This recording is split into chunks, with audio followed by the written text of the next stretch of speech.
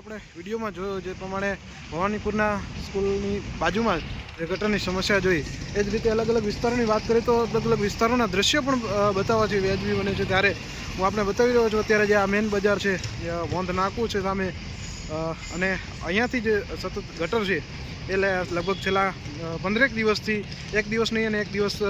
છે એ ગટરનું પાણી છલકાતું હોય છે ત્યારે આજે આપ જોઈ રહ્યા છો થોડું થોડું પાણી છે અત્યારે પણ છલકાઈ રહ્યું છે અને અહીંયા પાણી ભરેલું છે ત્યારે આપ જોઈ શકો છો ચોમાસા જેવું મોસમ છે એ રોડમાં દેખાઈ રહ્યા છે દ્રશ્યો જ્યારે વરસાદ થતો હોય ત્યારે રોડ છે એ લીલો થતો હોય છે અને અત્યારે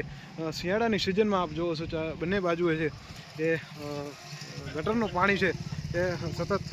વહેતો હોય છે ત્યારે લોકો છે એ સવારના નોકરીએ જતા હોય પોતાના ધંધા પર જતા હોય ત્યારે એમને કેટલો મુશ્કેલીનો સામનો કરવો પડી શકે છે।